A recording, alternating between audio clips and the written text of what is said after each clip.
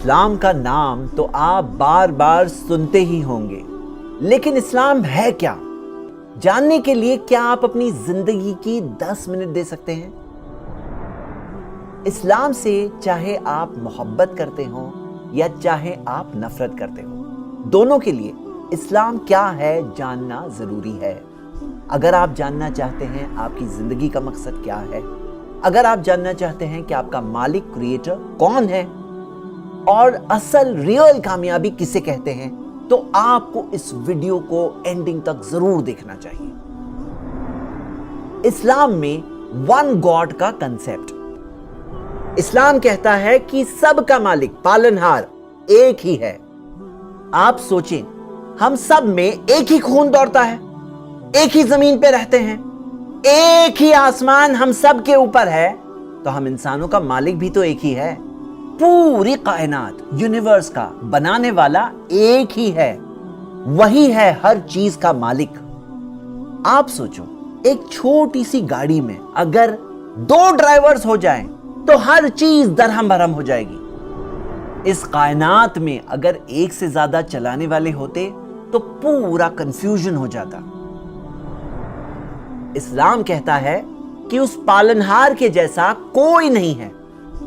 सोचें, ये बड़ी कायनात, आसमान और जमीन की हर चीज, हमारी अपनी बॉडीज, एक सेल के अंदर की पूरी डिजाइन, यहां तक आके डीएनए के अंदर की कोडिंग, सब ये बात की गवाही देते हैं कि इनका क्रिएटर है, और वो क्रिएटर बहुत इल्म वाला है, बहुत ताकत वाला है, कंट्रोल वाला है, बिल्कुल परफेक्ट है, उसके जैसा कोई नहीं है।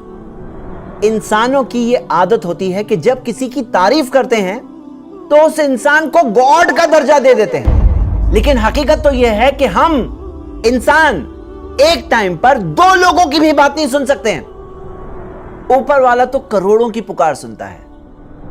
अगर हमें सब चीजों की, इंसानों की, जानवरों की, मशीनों की, सब चीजों की आवाज सुनाई देने लगे तो हम तो पागल हो जाएंगे। ऊपर वाला तो सबको सुनता है, दिलों की पुकार सुनता है, गूंगे की पुकार सुनता है। ऊपर वाले जैसा तो कोई नहीं है, उसके बराबर भी कोई नहीं, उस जैसा भी कोई नहीं है। तो इबादत किसकी होनी चाहिए? इस्लाम कहता है कि सारी इबादत उस एक मालिक की ही होनी चाहिए। अब एक बात सोचिए, जब सब चीजों का बनाने वाला एक ही है, मालिक वही है, चलाने वाला वही है, तो हमारी सारी इबादत पर, वर्शिप पर, पूजा, उपासना, बंदगी पर किसका हक है? उसी एक मालिक का। मतलब हम नहीं इबादत करें सिवाय उस एक मालिक की। उस एक मालिक को अरबिक में हम अल्लाह कहते हैं, जो सारे इंसानों का मालिक है, आपका मालिक है, मेरा मालिक है, हर चीज उसी की दी हुई है। इसी चीज से जिंदगी में सुकून मिलता है, पीस ऑफ माइंड मिलता है। एक मिसाल है, आप सोचिए, अगर एक शख्स है जिसका एक बॉस है, उसे एक बॉस की बात सुननी है, और एक और शख्स है उसके 10 बॉसेस हैं, सब अलग अलग डायरेक्शन देते हैं, दोनों में से किसके पास पीस ऑफ माइंड होगा? हमें सिर्फ उसी की इबादत करनी चाहिए, वर्शिप करनी चाहिए, और जो इबादत भी हम करते हैं सिर्फ उसी की खुशी के लिए करना चाहिए। हां, अच्छे नेक इंसान होते हैं जिनसे हम अच्छी चीजें सीख सकते हैं, वो हमारे लिए इंस्पिरेशन है, लेकिन वर्शिप उनकी भी नहीं, इबादत उनकी भी नहीं, उनके बनाने वाले की होनी चाहिए। एक ऐसा गुनाह जो हरगिज माफ नहीं होगा। आप सोचो, जब सब कुछ उस एक मालिक का दिया हुआ है और हम इबादत किसी और की करें, वर्शिप किसी और की करें, हम दूसरों को उसका पार्टनर बनाएं जबकि उसका कोई पार्टनर नहीं, तो ये कितनी गलत बात है। ये तो ऐसा है जैसे कि उस एक मालिक के साथ गद्दारी किए। उसकी जमीन पर रहते हैं, उसका दिया हुआ खाना खाते हैं, सारी नेमतें उसकी दी हुई, और हम इबादत करें, वर्शिप करें दूसरों की। ये इस जमीन पर होने वाला सबसे बड़ा अपराध, अनफॉरगिवेबल सिन है कि हम उस एक मालिक के साथ दूसरों को शरीक करें, पार्टनर्स बनाएं। एक ऐसा गुनाह है जो कभी माफ नहीं होगा। मौत के बाद زندگی۔ اسلام سکھاتا ہے کہ مرنے کے بعد زندگی ہے۔ یہ زندگی ایک ایگزام ہے اور ایگزام کا رزلٹ تو آنا ہی ہے۔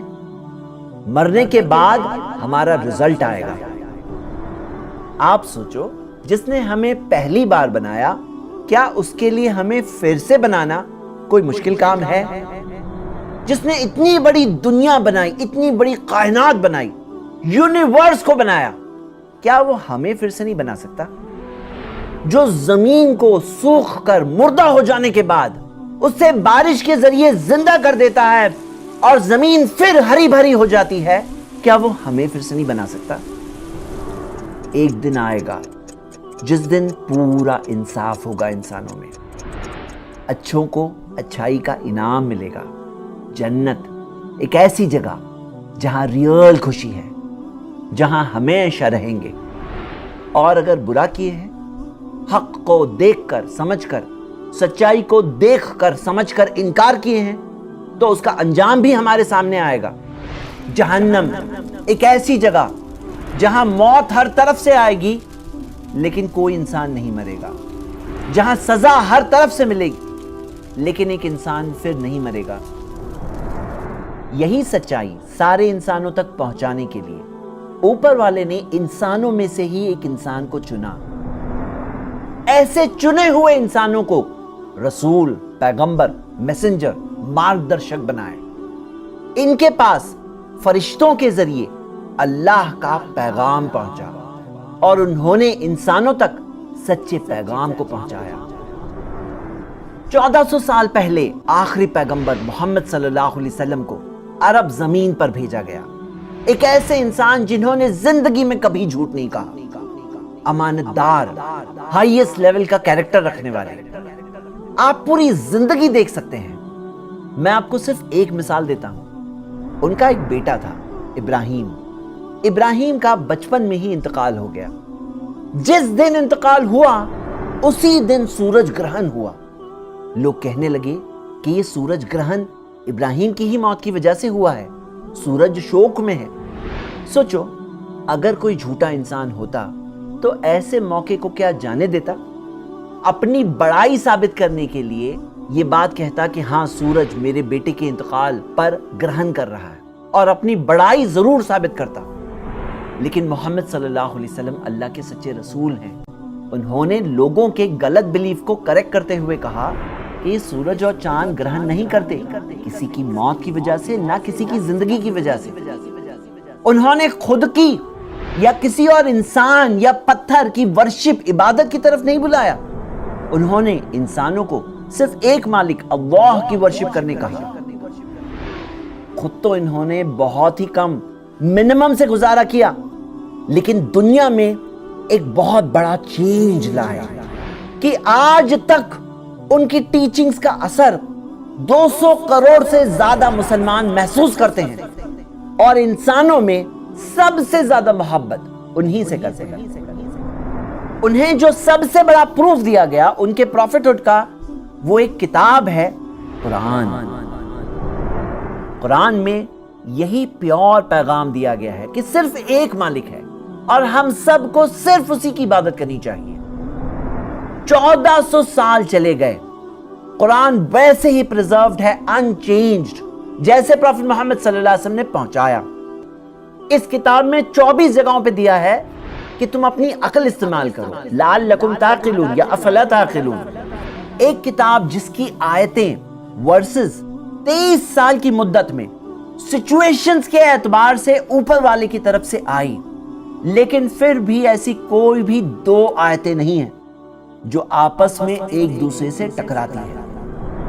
ایسی کئی چیزیں ہیں جو سائنس کو تو بعد میں پتا چلا، لیکن قرآن میں 1400 سال پہلے سے لکھی ہوئی ہے۔ ایسے ایونٹس ہیں ان نون ہسٹری کے جو بعد میں ڈسکور ہوئے، لیکن قرآن میں پہلے سے دیے ہوئے ہیں۔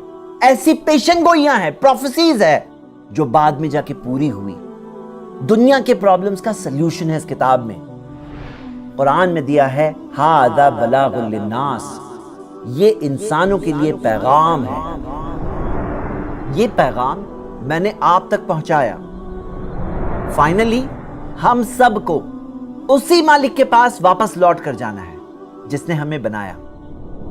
ये वो रियलिटीज है जिससे कोई भी इंसान अगर ओपन माइंड से सोचे तो आसानी से समझ सकता है। इंसानों का मालिक एक ही है, हमारी सारी इबादत वर्शिप उसी के लिए होनी चाहिए। मरने के बाद जिंदगी है, एग्जाम का रिजल्ट यकीनन आने वाला है। प्रॉफेट मोहम्मद सल्लल्लाहु अलैहि वसल्लम सच्चे मैसेंजर अल्लाह के आ चुके हैं।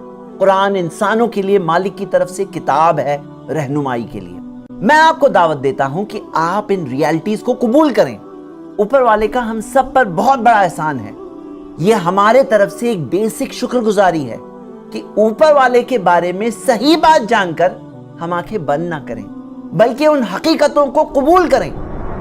फायदा इसमें हमारा खुद का है, हमारे बच्चों का है, हमारी अगली पीढ़ी का है कि हम सही रास्ता जानकर उसे बताकर जाएं। मैं आपको दावत देता हूं कि आप अपनी मर्जी को अपनी मालिक की मर्जी के आगे सरेंडर करें। अरबिक वर्ड इस्लाम का मतलब है अपनी मर्जी को सरेंडर करना, और मुस्लिम एक ऐसा शख्स है जो अपनी मर्जी को अपनी मालिक की मर्जी के आगे सरेंडर करता है। अगर कोई शख्स सच्चे दिल से इस बात को मान ले और अपनी जुबान से कह दे और अपनी जिंदगी में कबूल कर ले, ला इलाहा इल्लल्लाह मुहम्मदुर रसूलुल्लाह, कि नहीं है कोई इबादत के लायक सिवाय उस एक मालिक अल्लाह के, और मोहम्मद सल्लल्लाहु अलैहि वसल्लम अल्लाह के सच्चे रसूल हैं, तो वो शख्स मालिक की नजरों में, ऊपर वाले की नजरों में मुस्लिम हो जाएगा। मैंने आप तक ये मैसेज पहुंचाया, फाइनली फैसला आपका है। मैं आपको एनकरेज करता हूं कि जिंदगी में जो सही बात आपको समझ में आए उसको जरूर कबूल करिए, क्योंकि हमारा अपने मालिक के पास वापस जाने का वक्त तो कभी भी आ सकता है।